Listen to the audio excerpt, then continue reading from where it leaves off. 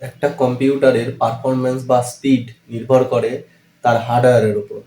Motherboard, processor বা RAM, তার উপরে তার স্পিড কতটা হবে নির্ভর করে।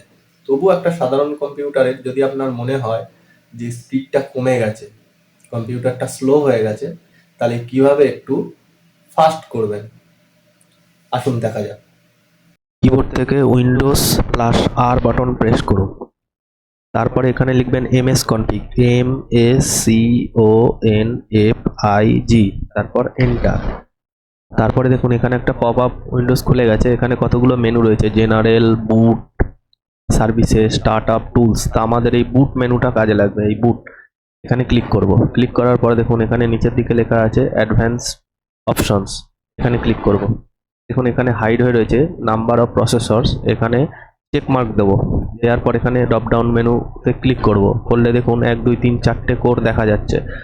আমার 4টে কোর আছে তাই 4 দেখাচ্ছে, কারো আপনার 8টাও দেখা যেতে পারে, 16টাও দেখা যেতে পারে। সর্বোচ্চ যেটা দেখবে সেটাই করবেন।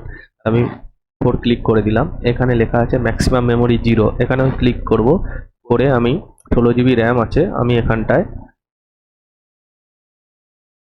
10,000 করে দিলাম। করে দেওয়ার পর এখানে আমি ওকে করে দেবো। ওকে করার পর এখানে আছে অ্যাপ্লাই, ওকে। মেশিন যদি রিস্টার্ট চাই রিস্টার্ট করে নেবেন, না চাইলেও একবার রিস্টার্ট করে নেবেন, দেখবেন পিসি অনেকটা আগের থেকে অনেকটা ফাস্ট হয়ে গেছে। ধন্যবাদ। ভিডিও ভালো লাগলে অবশ্যই লাইক, শেয়ার করবেন, কমেন্ট করবেন।